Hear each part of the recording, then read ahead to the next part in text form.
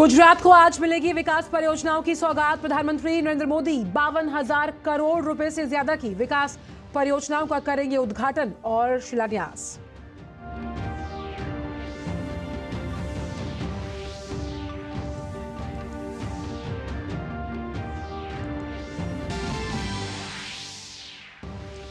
प्रधानमंत्री राजकोट, भटिंडा, रायबरेली, कल्याणी और मंगलागिरी में एम्स राष्ट्र को करेंगे समर्पित। भारत के सबसे लंबे केबल सेतु का भी करेंगे लोकार्पण। प्रधानमंत्री द्वारकाधीश मंदिर में कर रहे हैं पूजा अर्चना।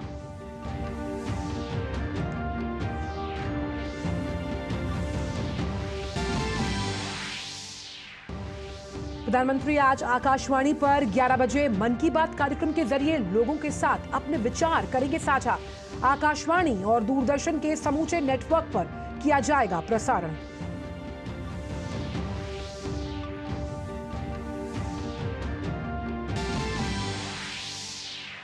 गृहमंत्री अमित शाह आज मध्य प्रदेश दौरे पर चुनावी तैयारियों का लेंगे जायजा। लोकसभा सीटों की प्रबंधन समितियों की बैठक में शामिल होने के साथ साथ कार्यकर्ताओं के साथ करेंगे संवाद।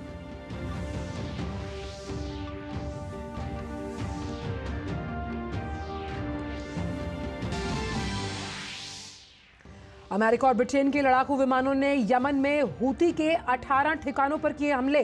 हमलों का मकसद हूती की क्षमताओं को और कम करना।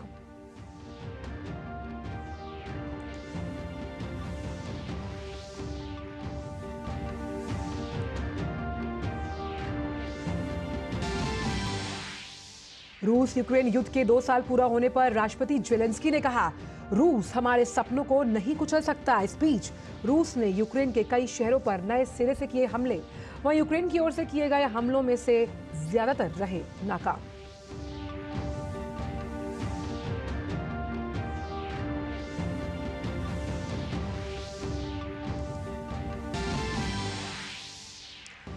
और खेल की खबरों में रांची में भारत और इंग्लैंड के बीच जारी टेस्ट मैच का आज तीसरा दिन। दूसरे दिन का खेल समाप्त होने तक भारत ने इंग्लैंड के खिलाफ 7 विकेट पर बनाए 219 रन।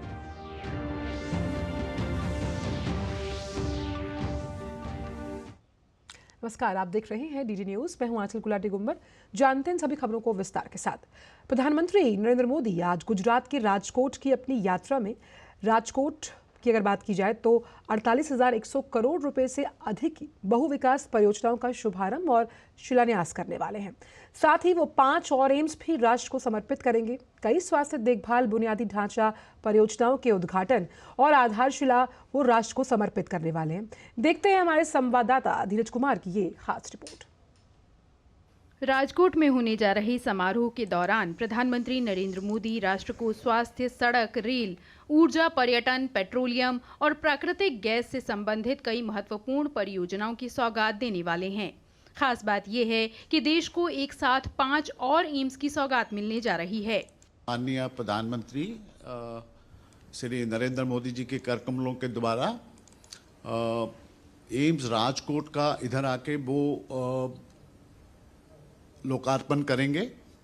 उसके साथ साथ 4 और एम्स हैं हमारी, जो हमारे से थोड़ी सीनियर भी हैं, उनका भी साथ ही में लोकार्पण करेंगे।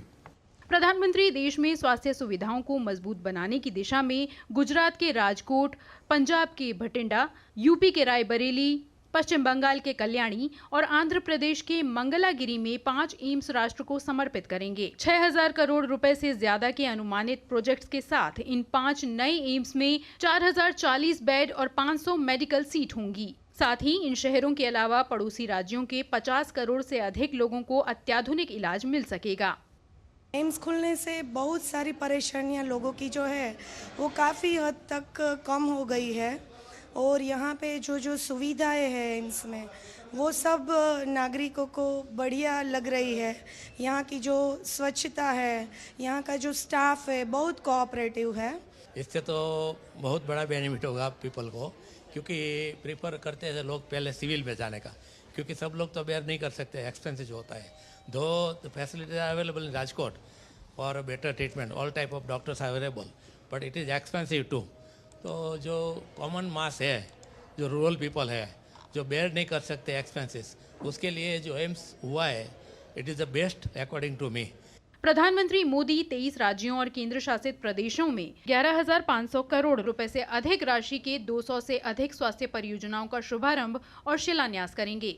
वो पुदुचेरी के कराईकल में जिपमेर के मेडिकल कॉलेज और पंजाब के संगरूर में PGI-MER के 300 बिस्तरों वाले सैटेलाइट सेंटर का शुभारंभ और फिरोजपुर में PGI-MER के 100 बिस्तरों वाले सैटेलाइट सेंटर की आधारशिला भी रखेंगे। माननीय प्रधानमंत्री जी पीजीआई के संगरूर सैटेलाइट सेंटर को एवं फिरोजपुर के जो सैटेलाइट सेंटर को दोनों को देश के लिए समर्पण करने जा रहे हैं। माननीय प्रधानमंत्री ने अपनी विजन और अपनी फुल निष्ठा के साथ हमारे साथ कोऑपरेट किया है, जिसके करके ये दोनों सेंटर आज पंजाब के रोगियों के लिए अब समर्पित किए जा रहे हैं।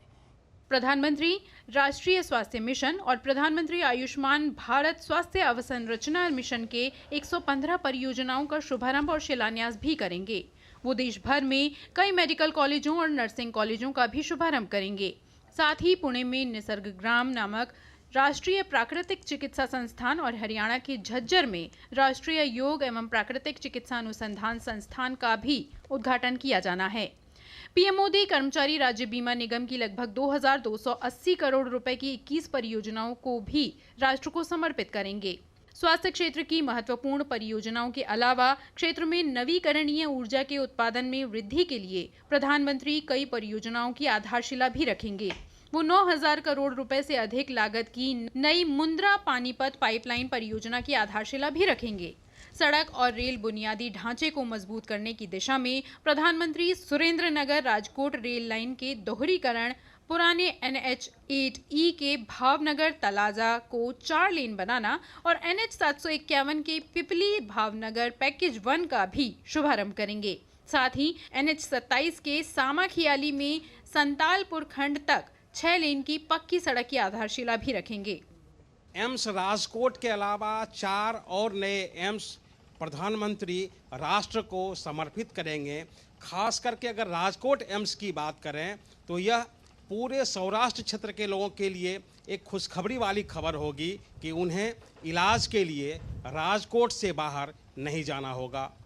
क्या नाम है, ललित के साथ धीरज कुमार, DD न्यूज़, राजकोट। और वहीं ओखा से बेट द्वारका भगवान द्वारकाधीश के दर्शन करने के लिए लोगों को नाव के जरिए जाना पड़ता था पर अब सुदर्शन सेतु के बनने से देश भर के जो श्रद्धालु हैं और पर्यटक हैं उनके लिए ये यात्रा बेहद आसान और सुगम हो जाएगी। प्रधानमंत्री नरेंद्र मोदी सुदर्शन सेतु के अलावा अनेक विकास परियोजनाओं की सौगात भी गुजरात को देने वाले हैं। द्वारका, सोमनाथ और आसपास के क्षेत्र में पर्यटन संबंधी की नई विकास परियोजनाएं गुजरात सरकार चला रही है। गुजरात सरकार के वन, पर्यावरण एवं पर्यटन मंत्री मुलुभाई बेरा से बात की है हमारे संवाददाता अश्विनी मिश्र ने। आइए आपको सुनवाते हैं। सिग्नेचर ब्रिज सुदर्शन सेतु का लोकार्पण रविवार को प्रधानमंत्री नरेंद्र मोदी करेंगे। ये अनुभव लोगों के लिए विशिष्ट होगा क्योंकि ये द्वारका और द्वारकाधीश को जोड़ेगा, द्वारका और भेट द्वारका को जोड़ेगा। गुजरात के वन, पर्यावरण एवं पर्यटन मंत्री मुलाभाई बेरा जी हमारे साथ हैं। सर, किस रूप में देखते हैं कि एक लोगों की आकांक्षा बहुत लंबे दशकों की, शताब्दियों की कह सकते हैं कि अब वो पूरी हो रही है, एक संकल्प की सिद्धि हो रही है। बेट द्वारका का जो सुदर्शन सेतु है उनके लिए वर्षों से, काफ़ी सालों से सबका मनवा था कि ये बेट द्वारका जाने के लिए एक ब्रिज बन सके। आदरणीय प्रधानमंत्री जी नरेंद्र भाई मोदी जी ने वो सही करके बता दिया कि ये सुदर्शन सेतु है, उनका भूमि पूजन उन्हें ही किया था और अभी कल वो लोकार्पण करने के लिए भी नरेंद्र भाई मोदी साहब आ रहे हैं।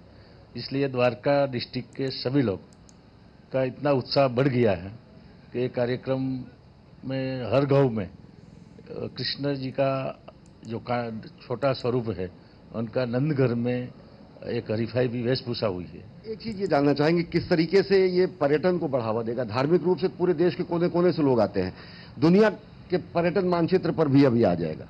मोदी साहब जब गुजरात का मुख्यमंत्री था उस टाइम से ये द्वारका क्षेत्र की काया पलट हो गई है और यहाँ खूब प्रवासी है, अभी आते रहते हैं।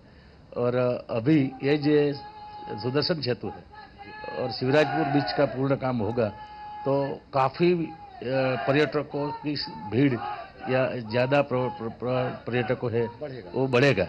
बहुत बहुत धन्यवाद दूरदर्शन से बातचीत करने के लिए। तो ये एक सेतु का ही उद्घाटन नहीं हो रहा है सुदर्शन सेतु का, बल्कि ये समूचे द्वारका क्षेत्र को विकास का नया द्वार खोल रहा है। बड़ी संख्या में धार्मिक पर्यटक तो आएंगे ही, साथ ही साथ रोजगार और स्वरोजगार के नए अवसर भी यहां खुलेंगे। कैमरा पर्सन मोहित उइके के साथ अश्विनी कुमार मिश्र, द्वारकाधीश। वहीं प्रधानमंत्री गुजरात में बने ओखा और बेट को जोड़ने वाले सिग्नेचर ब्रिज सुदर्शन सेतु का उद्घाटन करने वाले हैं। ये देश का सबसे बड़ा सिग्नेचर ब्रिज है और ये समुद्र पर बना है। ये नवनिर्मित पुल बेट द्वारकाधीश मंदिर जाने वाले श्रद्धालुओं और स्थानीय निवासियों के लिए बेहद सुगम होगा। पानी के जरिए जो सफर घंटों में तय होता था अब वह मिनटों में पूरा होगा। कैसी है प्रधानमंत्री नरेंद्र मोदी के आगमन को लेकर तैयारियां और कितना दूरगामी प्रभाव डालेगा ये सुदर्शन सेतु? गुजरात के गृह मंत्री हर्ष सांघवी से बात की है हमारे संवाददाता अश्विनी मिश्र ने। रविवार को प्रधानमंत्री नरेंद्र मोदी एक बार फिर गुजरात को विकास परियोजनाओं की सौगात देंगे, तो देश को सौगात देंगे अभियांत्रिकी के एक नवीन अनुपम नमूने का सुदर्शन सेतु, जो कि द्वारका और द्वारकाधीश को, भेट द्वारका को आपस में जोड़ेगा। हमारे साथ गुजरात के गृह मंत्री हर्ष सांघवी जी हैं। हर्ष जी, किस तरीके से देखते हैं एक दृष्टिकोण प्रधानमंत्री जी का, आज उसी संकल्प की सिद्धि हुई है सुदर्शन सेतु के रूप में? देश के लोकप्रिय प्रधानमंत्री आदरणीय मोदी जी का मैं आभार मानता हूं। मोदी जी ने एक विजन देखा कि द्वारका और बेट द्वारका को जोड़ा जाए।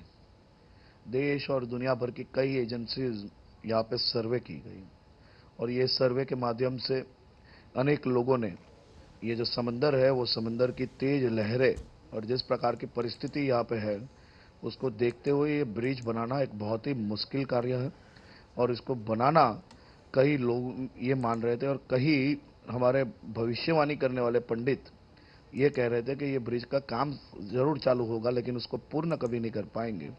लेकिन प्रधानमंत्री जी भी जो गारंटी देते हैं वो गारंटी पूर्ण करते हैं। सर, एक चीज और जानना चाहेंगे, बहुत अगाध श्रद्धा का केंद्र तो द्वारकाधीश का ये मंदिर है ही। किस तरीके से धार्मिक पर्यटन के साथ साथ पर्यटन और विश्व मानचित्र पर स्थापित होगा? क्योंकि लंबे समय तक लोग पानी के जहाज या नौका के माध्यम से आते थे, अब तेजी से पहुंच सकेंगे। विकास कैसे गति मिले? नावों से आना जाना, उसमें जो दिक्कत होती थी उसमें कई लोग अपने बुजुर्ग माता पिता की मनोकामनाएं पूरी नहीं करवा सकते थे, लेकिन उनके बेटे मोदी जी ने उनकी मनोकामना पूरी करने के लिए ब्रिज बनवाया है। अब मेरे देश के द्वारकाधीश जी के किसी भी भक्तों को किसी भी प्रकार की मुश्किल द्वारका में नहीं होगी। सर, प्रधानमंत्री जी का विजन है कि विकास और विरासत दोनों को समेटे रखना। धार्मिक पर्यटन तो है ही, किस तरीके से रोजगार स्वरोजगार भी बढ़ेगा इस पूरे क्षेत्र में? विकास और विरासत का सबसे बड़ा नमूना ये सुदर्शन सेतु ब्रिज है। सुदर्शन सेतु ब्रिज महाभारत, रामायण, गीता, खासतौर पे गीता के श्लोक से लेके आर्टिफिशियल इंटेलिजेंस तक की सभी टेक्नोलॉजियों के उपयोग से बना हुआ ब्रिज है। मेरे देश के युवा जब ये ब्रिज से पसार होंगे तो उन्हें भविष्य में और आज के युग की टेक्नोलॉजी का भी अंदाजा आएगा और मेरे देश की संस्कृति और खासतौर पे गीता के पाठ भी पढ़ने मिलेंगे। तो देख सकते हैं कि किस तरीके से ये सुदर्शन सेतु एक संकल्प से सिद्धि का प्रमाण है। सुदर्शन सेतु भारत की विरासत पर खड़ा हुआ एक ऐसा गौरवशाली प्रतिबिंब है जो कि बताता है कि यहाँ पर गीता के श्लोक भी अगर दिखेंगे तो यहाँ पर आर्टिफिशियल इंटेलिजेंस भी दिखेगा। ये विकसित होते भारत का प्रमाण है। साथ ही साथ ये प्रमाण है कि अगर दूरदर्शिता में वैज्ञानिक दृष्टिकोण का समावेश होता है तो किस तरीके से अभिनव निर्माण होता है। कैमरा पर्सन मोहित उइके के साथ अश्विनी कुमार मिश्र, सुदर्शन सेतु, द्वारकाधीश। और वहीं द्वारका और बेट द्वारका को जोड़ने वाला देश का सबसे बड़ा समुद्र जो है उस पर निर्मित सिग्नेचर ब्रिज सुदर्शन सेतु इंजीनियरिंग का एक अद्भुत नमूना है। करीब 2.5 किलोमीटर लंबा यह सेतु इस बात का सबूत है कि भारत किस तरह से विश्व स्तरीय आधारभूत संरचना का निर्माण कर रहा है। क्या क्या और खासियत है सुदर्शन सेतु की, बता रहे हैं हमारे संवाददाता अश्विनी मिश्र अपनी इस खास रिपोर्ट के जरिए। 25 फरवरी रविवार देश और गुजरात के लिए बेहद विशिष्ट होगा जब प्रधानमंत्री नरेंद्र मोदी देश के सबसे बड़े सिग्नेचर ब्रिज यानी सुदर्शन सेतु का लोकार्पण करेंगे। सुदर्शन सेतु अपने आप में विरासत, वैभव और वैज्ञानिक का अद्भुत सम्मिश्रण है। ये सिग्नेचर ब्रिज देश का सबसे बड़ा सिग्नेचर ब्रिज है। ये द्वारकाधीश, भेट द्वारका और द्वारका को आपस में जोड़ता है। ये विरासत, वैभव के साथ साथ वैज्ञानिकता का अद्भुत प्रमाण इसलिए भी है क्योंकि यहां पर इस ब्रिज को बनाने में अगर नवीनतम अभियांत्रिकी का प्रयोग किया गया है, नवीनतम इंजीनियरिंग का प्रयोग किया गया है, तो यहां के जो दीवारों पर लिखे गए, फुटपाथ से सटे हुए जो दीवार हैं, उन पर विष्णु सहस्त्रनाम स्तोत्र और गीता के श्लोक लिखे गए हैं। यह बेहद अपने आप में विशिष्ट इसलिए भी है क्योंकि यहां पर अगर देखें तो जो तीर्थयात्री और दर्शनार्थी आते थे उन्हें इससे पहले द्वारका और भेट द्वारका के लिए नौका का प्रयोग करना पड़ता था। नौका के जरिए ही वो द्वारका और भेट द्वारका के बीच आवागमन का एकमात्र साधन था, लेकिन अब इस 2.5 किलोमीटर लंबे ब्रिज के जरिए वे सुगम तरीके से भगवान द्वारकाधीश का दर्शन कर सकेंगे। इस ब्रिज की अगर विशिष्टता करें, बताएं तो 2.5 किलोमीटर लंबे इस सिग्नेचर ब्रिज में कुल 12 व्यूइंग गैलरी बनाई गई हैं, जहां से लोग, पर्यटक समुद्र के मनोरम दृश्य को देख सकेंगे, समुद्र के नैनाभिराम दृश्य को देख सकेंगे। इस सिग्नेचर ब्रिज के दोनों ओर फुटपाथ बनाया गया है और दोनों साइड पर सहस्त्रनाम के श्लोक लिखे गए हैं। इस ब्रिज के दोनों तरफ जो फुटपाथ बनाया गया है वहां पर सोलर पैनल भी लगाए गए हैं और सोलर पैनल लगाने के साथ साथ इस ब्रिज को इलेक्ट्रीफाई करने के लिए, इस ब्रिज में विद्युत की व्यवस्था करने के लिए यहीं से सोलर पैनल के जरिए बिजली का उत्पादन किया जाएगा। बिजली का प्रयोग ब्रिज पर लगी हुई लाइटिंग के लिए किया जाएगा और साथ ही साथ ओखा गांव के लिए भी बिजली की सप्लाई यहां से की जाएगी। निश्चित तौर से अगर देखें तो सुदर्शन सेतु पर अलग अलग जगहों पर मोर के पंख से इसे सजाया गया है, गीता की सूक्तियों से इसे सजाया गया है, विष्णु सहस्त्रनाम के श्लोकों से इसे सजाया गया है, भगवान श्री कृष्ण के जीवन परिचय को यहां पर उत्कीर्ण किया गया है और ये बताता है कि किस तरीके से हम अपने विरासत को संभाले हुए हैं, अपने गौरवशाली विरासत के साथ साथ एक वैज्ञानिक दृष्टिकोण से नए भारत की गाथा लिख रहे हैं। प्रधानमंत्री नरेंद्र मोदी ने 2017 में इस ब्रिज का, इसकी आधारशिला रखी थी और अब वही इसका लोकार्पण करेंगे। ये साक्षात प्रमाण है संकल्प से सिद्धि का। ये साक्षात प्रमाण है कि किस तरीके से दूरदर्शिता में अगर वैज्ञानिक दृष्टिकोण का समावेश किया जाता है तो एक अभिनव निर्माण होता है। कैमरा पर्सन मोहित उइके के साथ अश्विनी कुमार मिश्र, सुदर्शन सेतु, द्वारकाधीश। और फिलहाल खबरों में वक्त एक छोटे से ब्रेक का है। मैं क्या जी, सब जानते हैं, जहां दिखे मारियो, अपना समझ के खा लियो। कोविड ने हम लोगों को work from home and flexibility दोनों सिखा दी। Handling my job responsibilities and अपना घर। एनपीएस भी इसी तरह फ्लेक्सिबल है। इन्वेस्टमेंट ऐप के थ्रू अपना अकाउंट इजीली ओपन किया और अब उसी ऐप के थ्रू अपना अकाउंट फुल्ली ऑपरेट कर रहा हूँ। कोई रिस्ट्रिक्शन नहीं है, किसी भी समय लॉग इन कर सकता हूँ और अपने इन्वेस्टमेंट की अमाउंट चेंज भी कर सकता हूँ। जितना पॉसिबल होता है उतना अपने इनकम से बचाता हूँ और अपने एनपीएस अकाउंट में इन्वेस्ट करता हूँ। अपने बेहतर कल को सुनिश्चित करने के लिए एनपीएस जरूरी है। चुलबुला बनूं जिसकी हर बात में भूल जाए। मेरी जैसी मेरी अपनी पताका चाय, गजब का स्वाद। टेक स्टार्टअप सॉलिड था, प्लान था कड़क, करना था समथिंग ग्रेट, पर शुरू से प्रॉब्लम्स ने घेरा यूं कि बिजनेस हुआ अपना लम्बेट। बिजनेस गुरु की जरूरत थी खास, सीधे गए SBI स्टार्टअप ब्रांच पे तो खुल गया success. Startup advisory and support SBI startup branch पे। मोदी सरकार की गारंटी, हर गरीब का मुफ्त इलाज। 55 करोड़ लोगों को दी हर साल 5 लाख रुपए तक के मुफ्त इलाज की निश्चिंतता। हमारा संकल्प विकसित भारत।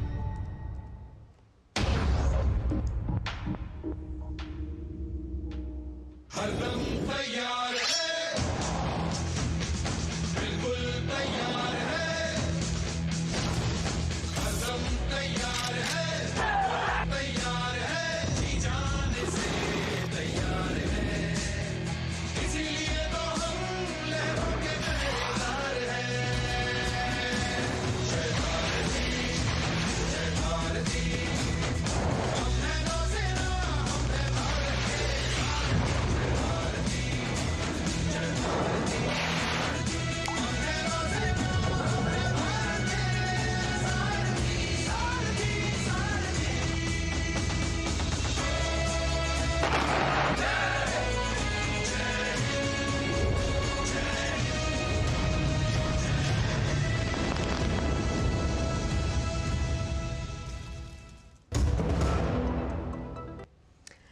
ब्रेक के बाद सभी का स्वागत है। और जैसा कि हम लगातार खबरों में चर्चा कर रहे हैं कि प्रधानमंत्री का ये गुजरात के दूसरे दिन का दौरा है और आज प्रधानमंत्री के कई अहम कार्यक्रम हैं, जिसमें प्रधानमंत्री जो बेट द्वारका है वहाँ पर पूजा अर्चन जो है वो कर चुके हैं। और ख़ास तौर पर अगर बेट द्वारका की बात की जाए तो आखिर समझने की कोशिश करते हैं कि इसका धार्मिक महत्व क्या है। ये एक अत्यंत पवित्र तीर्थ स्थल के रूप में जाना जाता है और बेट, जिसको हम अगर इसका शाब्दिक अर्थ निकालें तो इसको उपहार के रूप में या फिर भेंट के रूप में कहा जाता है। ऐसी मान्यता है कि श्री कृष्ण के जो मित्र हैं सुदामा, उनसे उनकी मुलाकात इसी जगह पर हुई थी, तो उस लिहाज से ये काफ़ी अहम है। तो इससे जुड़ी तमाम जो अपडेट्स हैं वो हम आपसे साझा लगातार करते रहेंगे। लेकिन इससे पहले प्रधानमंत्री ने जामनगर में भव्य रोड शो में भी हिस्सा लिया।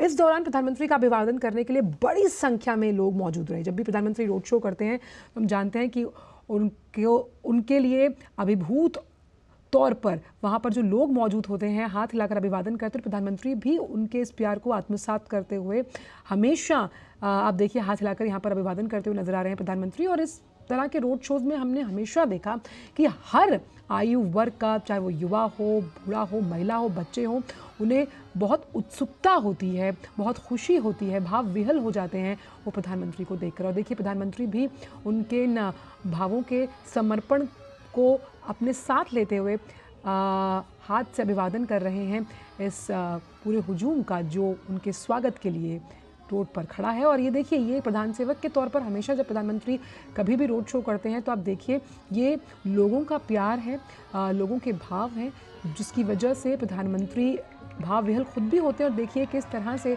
वहाँ जो मौजूद भीड़ है वो प्रधानमंत्री का स्वागत करती हुई नज़र आ रही है। एक झलक पाने के लिए प्रधानमंत्री की देखिए आप लोग किस तरह से खड़े हैं और प्रधानमंत्री भी हाथ हिलाकर उनको अभिवादन उनका स्वीकार करते हुए। और यही खूबी है जो प्रधानमंत्री को कई लोगों से बिल्कुल विशिष्ट बनाती है कि किस तरह से जो आम जनता है उनके दिल में उतरकर उनसे बात करनी है, उनसे संवाद करना है, उनके साथ एक भावनात्मक रिश्ता जोड़ना है, ये उसी बात का परिचायक है।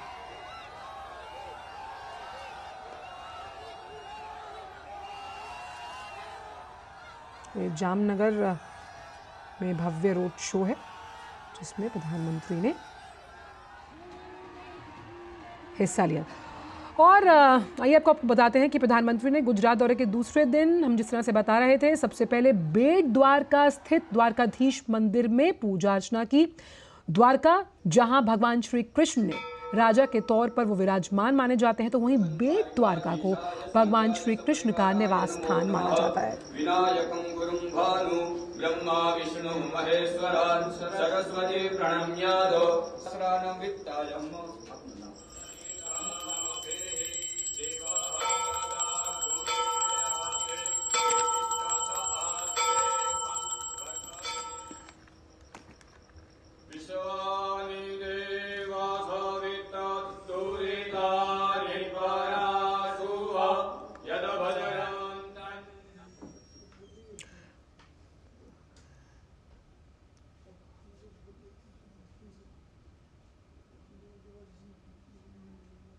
तो बेट द्वारका में पूजन अर्चन करते हुए नजर आ रहे हैं प्रधानमंत्री नरेंद्र मोदी। और हमारे साथ इस बड़ी खबर पर बात करने के लिए हमारे संवाददाता अश्विनी मिश्र भी जुड़े हुए हैं। अश्विनी, अगर बेट द्वारका की बात की जाए तो ये मान्यता है कि ये भगवान श्री कृष्ण का मूल घर था और आज प्रधानमंत्री ने यहाँ पर पूजा अर्चना की है और विशिष्ट इस पूजा अर्चन में शामिल हुए हैं आज के दिन प्रधानमंत्री। और बेट द्वारका का दूसरा नाम बेट शंखोदरा भी माना जाता है। जी, निश्चित तौर से प्रधानमंत्री ने आज अपने दिन की शुरुआत जो है बेट द्वारका में भगवान द्वारकाधीश के पूजा अर्चना के साथ की। प्रधानमंत्री नरेंद्र मोदी यहाँ पर पहुंचे और ये अगर देखें तो द्वारका से अलग द्वारकाधीश मंदिर द्वारका धाम में है। उसके अलावा समुद्र के रास्ते आते हुए ओखा से तकरीबन 3 किलोमीटर दूर बेट द्वारका एक द्वीप है जहाँ पर ये माना जाता है कि भगवान श्री कृष्ण अपने परिवार के साथ, अपनी रानियों के साथ यहाँ पर निवास करते थे। ये उनका निवास स्थान माना जाता है और जो शासन स्थान है वो द्वारकाधीश माना जाता है। तो वहां पर प्रधानमंत्री नरेंद्र मोदी पहुंचे, उन्होंने पूजा अर्चना की और यहाँ पर ध्वजा वंदन की परंपरा है। परंपरागत तरीके से जो पूजा अर्चना की जाती है, भगवान श्री कृष्ण की यहाँ पर जो मूर्ति है वो बालू की मूर्ति मानी जाती है और ये माना जाता है कि माता रुक्मिणी ने ही अपने हाथों से इस मूर्ति को बनाया है। माता रुक्मिणी, माता सत्यभामा, राधिका जी और साथ ही साथ जाम्बवंती जी के यहाँ पर मंदिर है। माता महालक्ष्मी का यहाँ पर मंदिर है। प्रद्युम्न का यहाँ पर प्रतिमा स्थापित की गई है। तो भगवान श्री कृष्ण का जो पूरा परिवार है और उनके जो पुत्र प्रद्युम्न हैं, उनके भी यहाँ पर प्रतिमाएं हैं। तो ये बेहद पौराणिक महत्व, ऐतिहासिक महत्व का स्थान तो है ही, साथ ही साथ मुख्य जो द्वारकाधीश का मंदिर माना जाता है वो यही माना जाता है। और सबसे बड़ी बात यह है कि आज देश के लिए सौगात और उपहार की बात यह है कि लोग द्वारका से भेंट द्वारका आने के लिए परंपरागत तरीके से नाव का, स्टीमर का उपयोग करते थे। वो जो एक श्रम साध्य स्थिति होती थी यात्रा की, तीर्थ यात्रा की, वो अब समाप्त होगी। 2.5 किलोमीटर लंबा सिग्नेचर ब्रिज जो है बनकर पूरी तरह तैयार हुआ। 2017 में प्रधानमंत्री नरेंद्र मोदी ने इसकी खुद आधारशिला रखी थी और अब वो क्षण आ गया है एकदम समीप। प्रधानमंत्री नरेंद्र मोदी यहाँ सिग्नेचर ब्रिज की तरफ पहुंच चुके हैं, जा चुके हैं। तो जब वो सिग्नेचर ब्रिज का लोकार्पण करेंगे, सुदर्शन सेतु इसका नाम दिया गया है। सुदर्शन वही अस्त्र है जो भगवान श्री कृष्ण जो है अपने हाथ में धारण करते थे।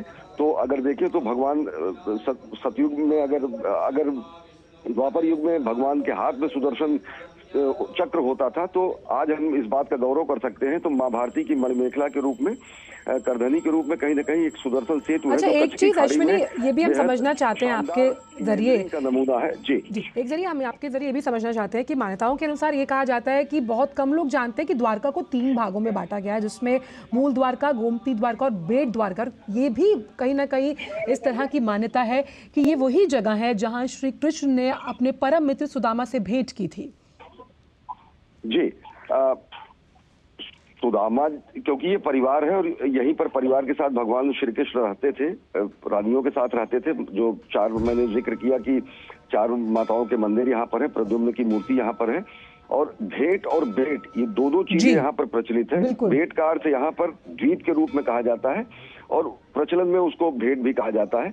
जब सुदामा से भगवान श्री कृष्ण का प्रसंग आता है कि जब मुलाकात हुई थी तो उन्होंने 3 मुट्ठी चावल में तीनों लोग उनको दान दे दिया था। और वो कहीं ना कहीं एक ऐसा पूरे विश्व वांग्मय में, पूरे विश्व इतिहास में, विश्व की संस्कृति में इतना बड़ा दान और इतना बड़ा मित्रभाव कहीं नहीं दिखता है। तो ये बेट द्वारका जो है वो आज कहीं ना कहीं पर्यटन मानचित्र के हिसाब से देखें बहुत सरल और सुगम होने जा रहा है, क्योंकि सुदर्शन सेतु का आपसे थोड़ी देर में लोकार्पण होगा। और इस सुदर्शन सेतु के बारे में जरूर बताना चाहूंगा कि ये पहले लोग द्वारका तक आने के बाद, चाहे बुजुर्ग हो, चाहे तीर्थ यात्रा करने के लिए हमारे जो बुजुर्ग और वृद्ध लोग होते थे, बेहद श्रमसाध्य, बड़ा दुसाध्य ये यात्रा होती थी और नाव के जरिए ही लोग आते थे। वही एकमात्र परंपरागत मार्ग था। अब ये घंटों भर की यात्रा होती थी, अब ये मिनटों में सिमट जाएगी, क्योंकि 2.5 किलोमीटर लंबा सिग्नेचर ब्रिज बनकर तैयार हो चुका है, जो कि ओखा को बेट द्वारका से जोड़ेगा। आज उसी का लोकार्पण प्रधानमंत्री नरेंद्र मोदी अब से थोड़ी देर में करेंगे। और 2017 में ही उन्होंने इसकी आधारशिला रखी थी। और ये लोगों के मन में, विचार में, संभावना में, वैज्ञानिक चुनौतियों के हिसाब से ये सोचा भी नहीं जा सकता था कि जितनी वहां पर तीव्र धारा है समुद्र की, जितनी वहां पर तीव्र बहाव है, यहाँ पर किसी तरीके के पुल का निर्माण हो सकता है। लेकिन अतल सागर में जाकर मोती को लाना, अतल सागर में जाके शंख लाना, ये हमारी तो परंपरा रही। साथ ही साथ सागर को छान लेना, सागर को मथ लेना, सागर को बांध देना, ये भी हमारी परंपरा रही है। और उसी परंपरा का निर्वहन करते हुए अगर देखें तो हमारे वैज्ञानिकों ने, हमारे इंजीनियरों ने, प्रधानमंत्री नरेंद्र मोदी के दूरदर्शिता ने आज इस अतल सागर को बांधने का काम किया है सुदर्शन सेतु के रूप में।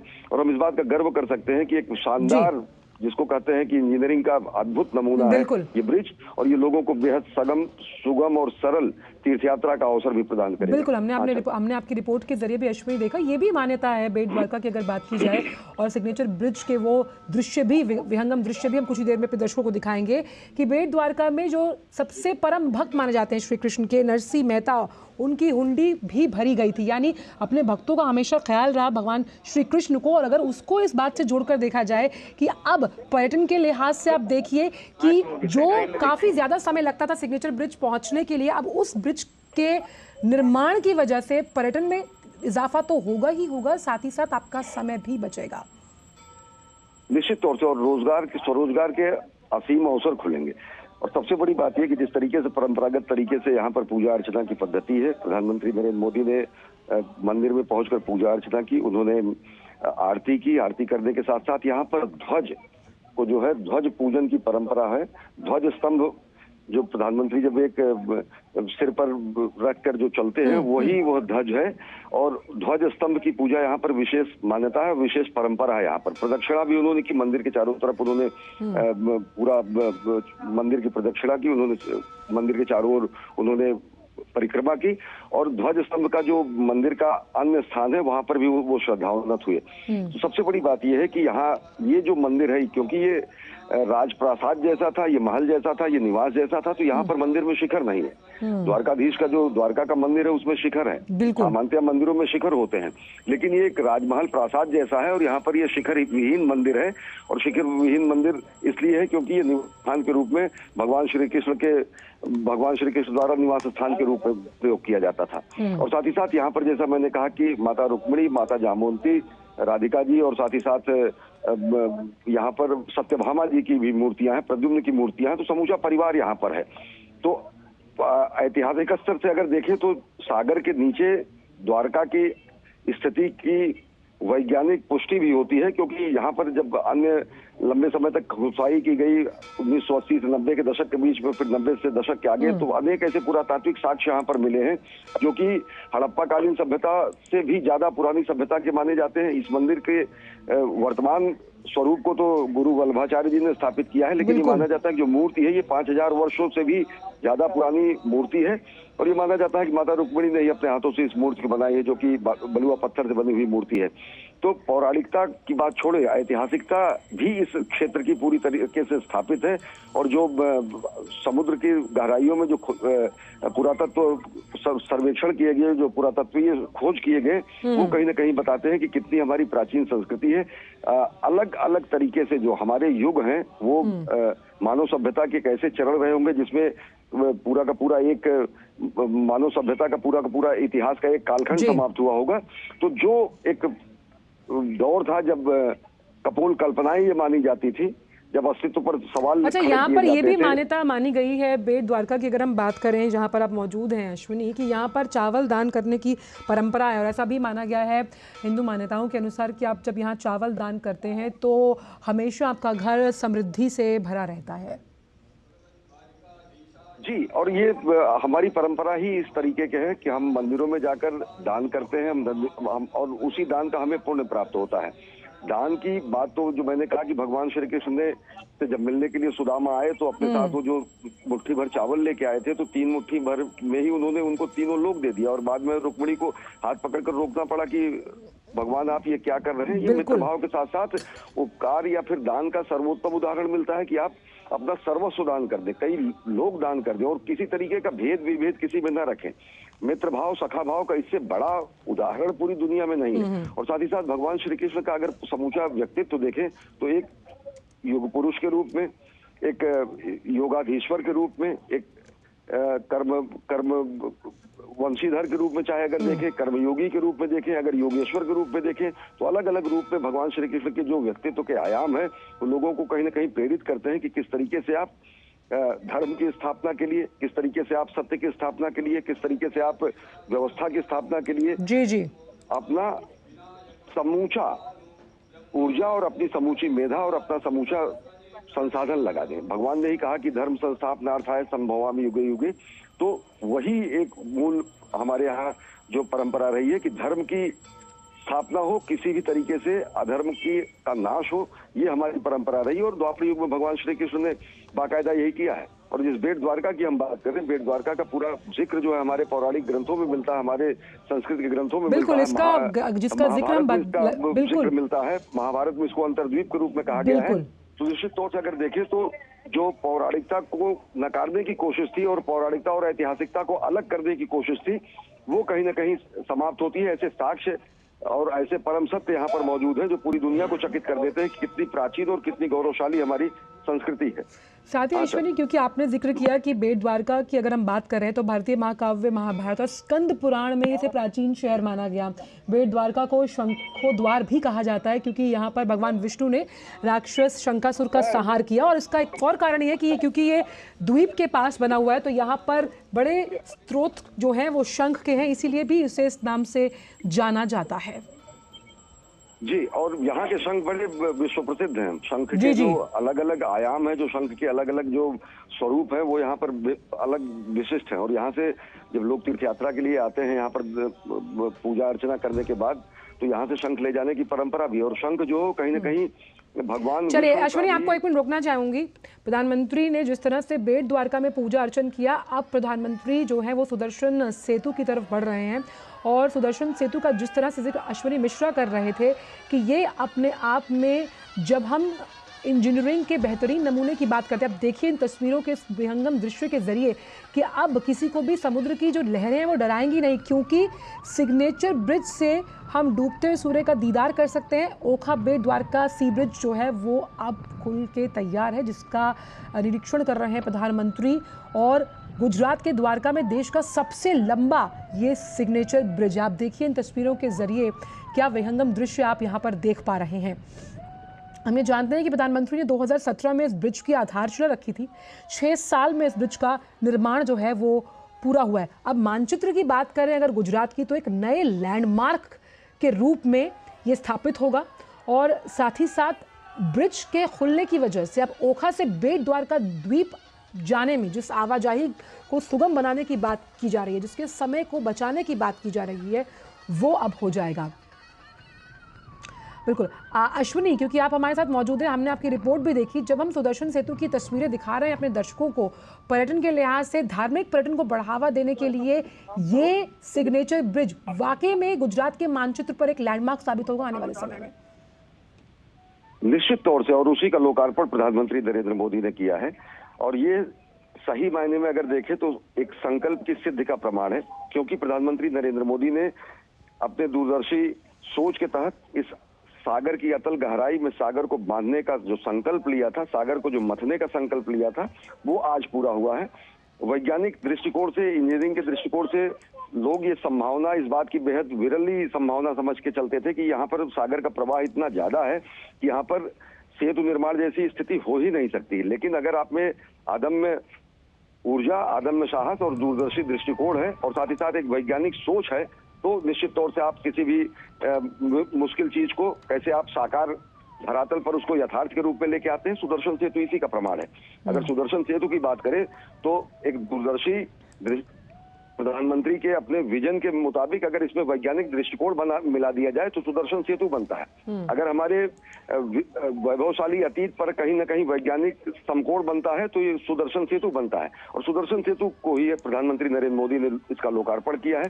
2017 में इसकी आधारशिला उन्होंने खुद रखी थी, भूमि पूजन इसके लिए किया था, और ये आज इन्होंने आज ये राष्ट्र को समर्पित किया गया है। सबसे बड़ी बात जो है, अगर देखें तो बड़ी संख्या में सागर में चारों तरफ हजारों की संख्या में नाव में लोग इस समय वहां पर मौजूद हैं, और नाव में बैठे हुए लोग प्रधानमंत्री नरेंद्र मोदी का अभिवादन कर रहे हैं। और साथ ही साथ मैंने यहाँ पर अगर आप देखेंगे तो फ्लोटिंग तरीके से मोदी की गारंटी भी यहाँ पर दिखाई दे रही है। किस तरीके से लोग एक विश्वास लेके चलते हैं कि प्रधानमंत्री नरेंद्र मोदी ने जो पिछले 20 वर्षों से गुजरात की और राष्ट्र की जो अब पिछले 10 वर्षों से जो सेवा कर रहे हैं, जो पूरा का पूरा ये सेवा और संकल्प का जो ये पूरा का पूरा 2 दशक चला है, वो पूरे गुजरात का भी कायाकल्प करने में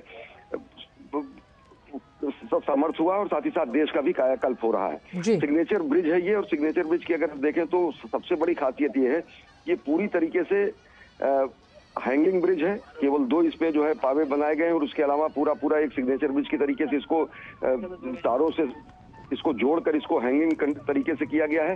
और नीचे इतना बड़ा स्पेस दिया गया है कि किसी भी तरीके का नौकायन या किसी भी तरीके के बड़े से बड़े जहाज भी यहाँ से गुजर सकते हैं। यहाँ इससे पहले आने का एकमात्र, जो मैं बता रहा था कि एकमात्र रास्ता ही नौकायन के जरिए था। लोग नाव के जरिए यहाँ पर पहुंचते थे, और घंटों की यात्रा होती थी द्वारका से बेट द्वारका पहुंचने के लिए। ओखा से बेट द्वारका आने में लोगों को बेहद दुसाध्य यात्रा होती थी, खासकर बुजुर्गों के लिए और ऐसे लोगों के लिए जो जिनकी उम्र ज्यादा है।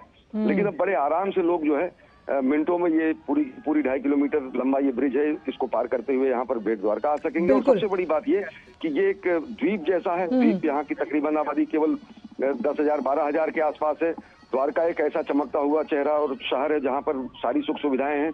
अब जब यहाँ पर पुल के जरिए इस द्वारका और भेट द्वारका को जोड़ दिया जाएगा, तो यहाँ पर आधारभूत संरचना का निर्माण, यहाँ पर पर्यटकों का आना जाना, यहाँ पर दर्शन करने के लिए लोगों का आना जाना। क्योंकि हम लगातार अश्विनी धर्म दर्शन की बात कर रहे हैं, हमने आपकी रिपोर्ट के जरिए भी देखा था कि श्री कृष्ण और गीता के श्लोक का जो एक रिश्ता है वो हम सभी जानते हैं और वो भी यहाँ पर इंकित किए गए हैं। जिस तरह से गीता के श्लोकों में अगर सबसे पूर्ण श्लोक की बात की जाए तो कर्म कर फल की इच्छा मत करो, और ये जिस तरह से सुदर्शन सेतु की हम बात कर रहे हैं, जो अब सबसे बड़ा हम इसको मानकर चल रहे हैं कि पर्यटन रोजगार के लिहाज से तो है ही, वहीं जब हम लोगों को और लोगों की संस्कृतियों को जोड़ने की बात करते हैं, लोगों के आध्यात्मिक ज्ञान को बढ़ाने की बात करते हैं, मान्यताओं के अनुसार भी आज का दिन बेहद अहम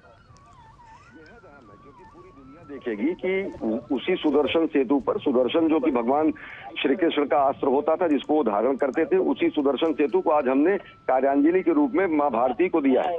आज पूरी दुनिया देखेगी किस तरीके से सुदर्शन सेतु अगर अभियांत्रिकी का, इंजीनियरिंग का शानदार नमूना है, तो उस पर जो किनारे किनारे जो भगवान श्री कृष्ण का चरित्र लिखा हुआ, विष्णु सहस्त्रनाम स्तोत्र के श्लोक लिखे हुए हैं, गीता के श्लोक लिखे हुए हैं, वो लोगों को कहीं ना कहीं प्रेरित करेंगे अपने गौरवशाली अतीत से जुड़े रहने के लिए, अपने गौरवशाली अतीत का बोध करने के लिए। और हमारी जो विरासत है, विरासत के साथ साथ विकास का जो मंत्र प्रधानमंत्री नरेंद्र मोदी दुनिया को बताते हैं, दुनिया आज उसी का साक्षात कर रही है। किस तरीके से हम अपने विरासत को संभालते हुए विकास की नई धारा लिख सकते हैं, और साथ ही साथ हम अपने पुराने ज्ञान के साथ साथ, हम अपने पुराने अभिमान के साथ साथ वैज्ञानिक ज्ञान का उपयोग करते हुए किस तरीके से सागर को मथ सकते हैं, सागर को बांध सकते हैं। मैं बार बार इसीलिए कह रहा हूं कि हमारे यहाँ सागर को बांध देने की परंपरा हमारे पूर्वजों में थी, सागर को मथ देने का सामर्थ्य और पुरुषार्थ हमारे पूर्वजों में था, और वो कहीं ना कहीं इस बार साफ तरीके से दिखता है जब हमारे वैज्ञानिकोकों ने एक नया नायाब अभियांत्रिकी का ये नमूना पूरे देश और दुनिया को दिया है, जिसमें हमने सागर को बांधा है। और दो आगम में प्रधानमंत्री को हम देख पा रहे हैं, साथ ही क्योंकि हम लगातार बात कर रहे हैं यहाँ पर कि किस तरह से जो ब्रिज पर लगे सोलर पैनल भी हैं अश्विनी, वो 1 मेगावाट की बिजली बनाएंगे और इस बिजली का उपयोग जहां रोशनी को परिपूर्ण करने में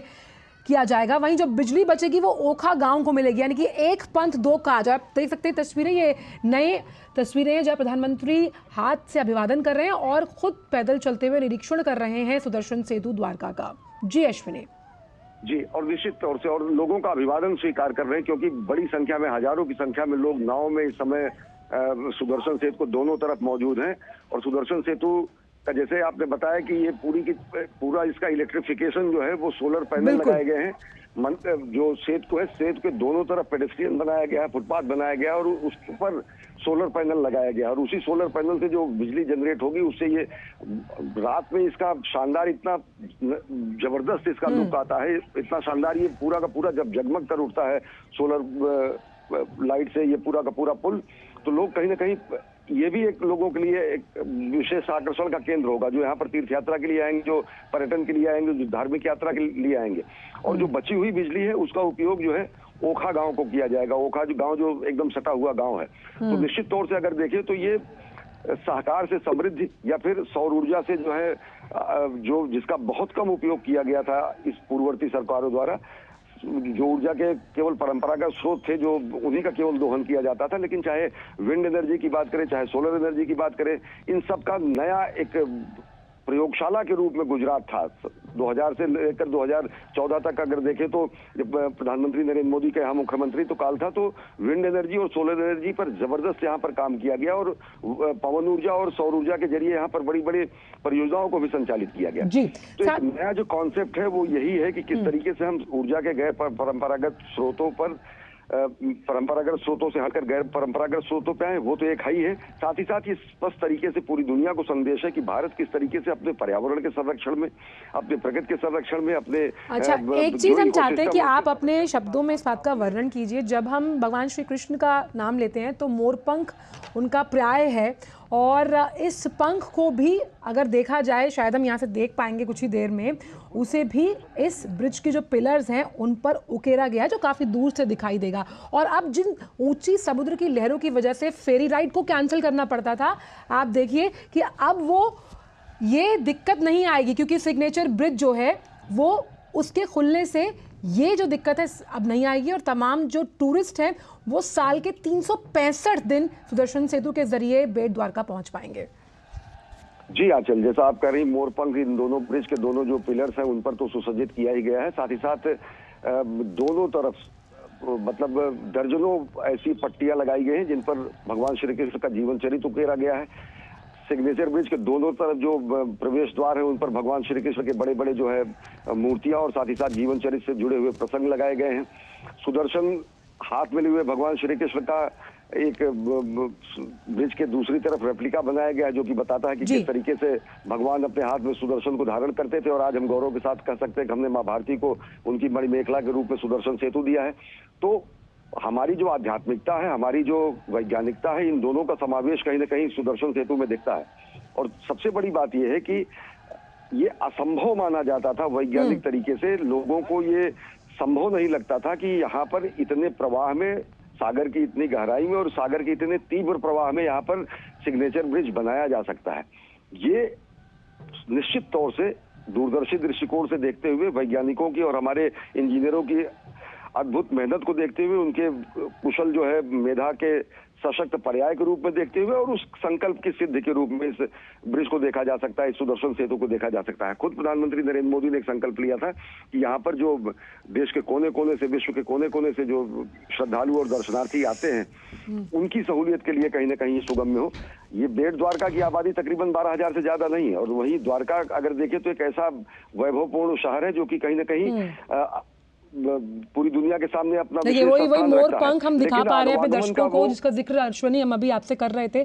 हमने कुछ सेकंड्स के लिए दिखाया कि वो पिलर पर बना हुआ है। जी आप अपनी बात पूरी कीजिए। जी मैं यही कह रहा था कि केवल आवागमन का एक बेहतर साधन न होने की वजह से बेट द्वारका आज एक छोटे से गांव और कस्बे के रूप में ही रह गया है शताब्दियों से, लेकिन द्वारकाधीश मंदिर और द्वारका धाम की वजह से एक सशक्त वैश्विक चेहरा जो है द्वारका धाम का दिखता है। तो अब जब आवागमन का ये सुगम सरल साधन हो जाएगा तो बेट द्वारका जो कि एक छोटा सा कस्बा, छोटा सा गांव जैसा है, जिसकी आबादी केवल हजारों में 12,000 तक 15,000 तक सिमटी हुई है, तो आप ये सोच सकते हैं कि किस तरीके से लोगों का आवागमन के बाद इस पूरे क्षेत्र का कायाकल्प होगा। एक द्वीप है ये और इस द्वीप पर जो है अनेक और ये जो सोच है प्रधानमंत्री की किया गया है, लेकिन आवागमन की व्यवस्था न होने के कारण इसका पूर्ण विकास नहीं हो सका। और ये सोच प्रधानमंत्री की अश्विनी में देखा, जब आप अयोध्या भी गए थे, कैसे अयोध्या का निर्माण धार्मिक स्थल के साथ साथ धार्मिक पर्यटन को बढ़ावा देते हुए विकास के साथ साथ सांस्कृतिक समृद्धि को भी साथ लेकर चलना है। और ऐसी भी कहीं ना कहीं चर्चा है कि गुजरात टूरिज्म ने द्वारका में पर्यटन बढ़ाने के मकसद से जो सबमरीन पनडुब्बी योजना है उसे भी 2024 की अगर हम बात करें उसके आखिर तक शुरू होने की उम्मीद है। तो देखिए कि कितनी अहम दूरदर्शिता है कि पर्यटन को आर्थिक रोजगार से जोड़ते हुए हम एक आर्थिक प्रगति की नई युगांतकारी गाथा लिखेंगे। निश्चित तौर से। और आंचल अगर देखें तो हमारे यहाँ जो धार्मिक पर्यटन का संकल्पना थी वो इसीलिए था कि पूरे देश के अलग अलग हिस्सों से लोग, हमारे धाम है वो देश के चारों कोनों पर हमारे धाम अवस्थित हैं। हमारे धाम, हमारे मंदिर जो है वो मूलतः जितने देवस्थान है वो पहाड़ों में स्थित हैं।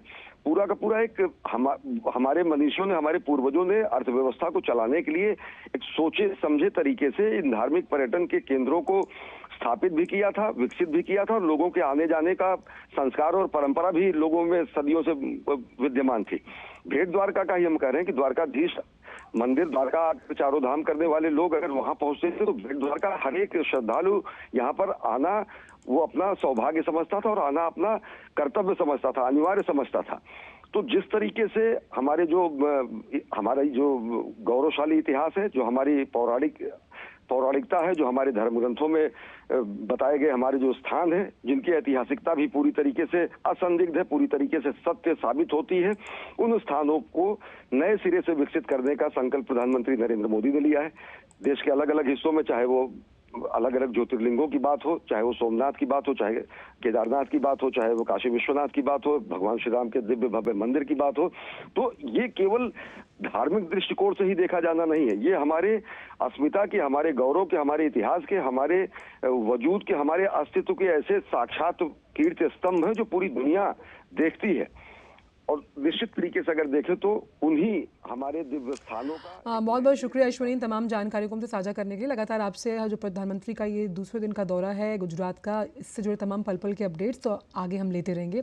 बढ़ते हैं आगे। प्रधानमंत्री नरेंद्र मोदी आज सुबह 11 बजे आकाशवाणी पर मन की बात कार्यक्रम में लोगों के साथ अपने विचार भी साझा करेंगे। ये मासिक रेडियो कार्यक्रम की 110वीं कड़ी होगी। ये कार्यक्रम आकाशवाणी और दूरदर्शन के समूचे नेटवर्क पर प्रसारित किया जाएगा। ये आकाशवाणी समाचार की वेबसाइट और news on air mobile app पर भी उपलब्ध रहेगा। मन की बात कार्यक्रम का आकाशवाणी समाचार, दूरदर्शन समाचार, प्रधानमंत्री कार्यालय और सूचना एवं प्रसारण मंत्रालय के यूट्यूब चैनल्स पर सीधे तौर पर किया जाएगा। जो दूसरे लोगों के लिए भी रोजगार के मौके लेकर आई है। प्रधानमंत्री ने कार्यक्रम में सामूहिक प्रयासों के जरिए आए समाज में बड़े-बड़े बदलावों का भी जिक्र किया। तो प्रधानमंत्री की मन की बात कार्यक्रम में हम इस बार भी उनकी जो तमाम विचार हैं वो जनता के साथ साझा करेंगे। और आइए अब आपको सुनवाते हैं मुंबई अश्वमेध महायज्ञ में प्रधानमंत्री का ये वीडियो संदेश। गायत्री परिवार के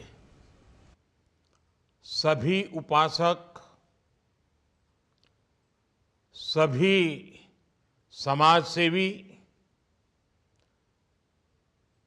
उपस्थित साधक साथी, देवी और सज्जनों, गायत्री परिवार का कोई भी आयोजन इतनी पवित्रता से जुड़ा होता है कि उसमें शामिल होना अपने आप में सौभाग्य की बात होती है। मुझे खुशी है कि मैं आज देव संस्कृति विश्वविद्यालय द्वारा आयोजित अश्वमेध यज्ञ का हिस्सा बन रहा हूं। जब मुझे गायत्री परिवार की तरफ से इस अश्वमेध यज्ञ में शामिल होने का निमंत्रण मिला था तो समय अभाव के साथ ही मेरे सामने एक दुविधा भी थी। वीडियो के माध्यम से भी इस कार्यक्रम से जुड़ने पर एक समस्या ये थी कि सामान्य मानवी अश्वमेध यज्ञ को सत्ता के विस्तार से जोड़कर देखता है। आजकल चुनाव के इन दिनों में स्वाभाविक है कि अश्वमेध यज्ञ के कुछ और भी मतलब निकाले जाते हैं, लेकिन फिर मैंने देखा कि ये अश्वमेध यज्ञ आचार्य श्री राम शर्मा की भावनाओं को आगे बढ़ा रहा है। अश्वमेध यज्ञ के एक नए अर्थ को प्रतिस्थापित कर रहा है, तो मेरी सारी दुविधा दूर हो गई। आज गायत्री परिवार का अश्वमेध यज्ञ सामाजिक संकल्प का एक महाअभियान बन चुका है। इस अभियान से जो लाखों युवा नशे और व्यसन की कैद से बचेंगे, उनकी वो असीम ऊर्जा राष्ट्र के निर्माण में काम आएगी। युवा ही हमारे राष्ट्र का भविष्य है। युवाओं का निर्माण ही राष्ट्र के भविष्य का निर्माण है। उनके कंधों पर ही इस अमृत काल में भारत को विकसित बनाने की जिम्मेदारी है। मैं इस यज्ञ के लिए गायत्री परिवार को हृदय से शुभकामनाएं देता हूं। मैं तो स्वयं भी गायत्री परिवार के सैकड़ों सदस्यों को व्यक्तिगत रूप से जानता हूं। आप सभी भक्ति भाव से समाज को सशक्त करने में जुटे हैं। श्री राम शर्मा जी के तर्क, उनके तथ्य, बुराइयों के खिलाफ लड़ने का उनका साहस, व्यक्तिगत जीवन की सुचिता सबको प्रेरित करने वाली रही है। आप जिस तरह आचार्य श्री राम शर्मा जी और माता भगवती जी के संकल्पों को आगे बढ़ा रहे हैं, ये वास्तव में सराहनीय है। साथियों, नशा एक ऐसी लत होती है जिस पर काबू नहीं पाया गया तो वो उस व्यक्ति का पूरा जीवन तबाह कर देती है। इससे समाज का, देश का बहुत बड़ा नुकसान होता है। इसलिए ही हमारी सरकार ने 3-4 साल पहले एक राष्ट्रव्यापी नशा मुक्त भारत अभियान की शुरुआत की थी। मैं अपने मन की बात कार्यक्रम में भी इस विषय को उठाता रहा हूं। अब तक भारत सरकार के इस अभियान से 11 करोड़ से ज्यादा लोग जुड़ चुके हैं। लोगों को जागरूक करने के लिए बाइक रैलियां निकाली गई हैं, शपथ कार्यक्रम हुए हैं, नुक्कड़ नाटक हुए हैं।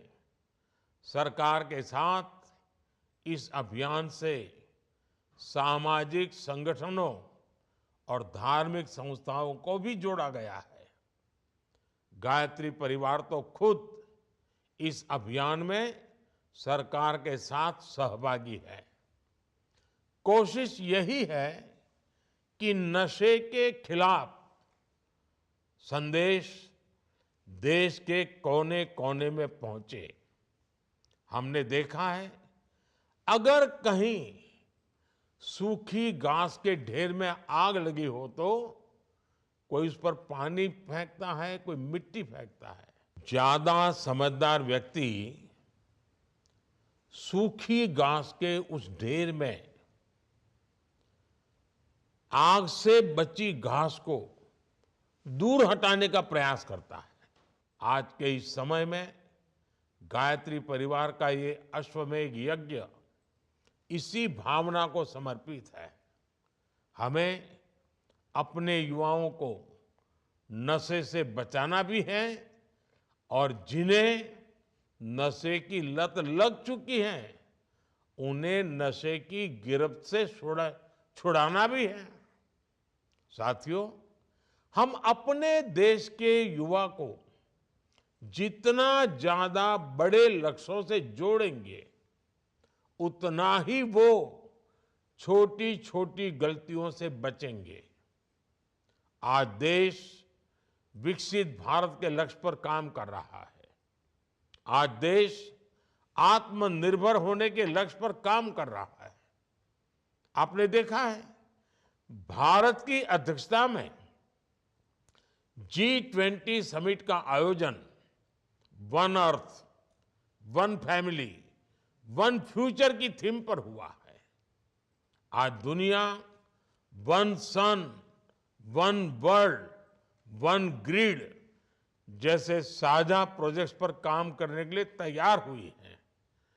वन वर्ल्ड, वन हेल्थ जैसे मिशन आज हमारी साझी मानवीय संवेदनाओं और संकल्पों के गवाह बना रहे हैं।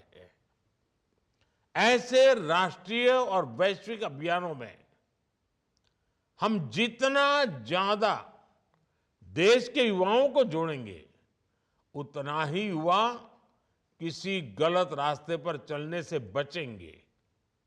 आज सरकार स्पोर्ट्स को इतना बढ़ावा दे रही है, आज सरकार साइंस एंड रिसर्च को इतना बढ़ावा दे रही है।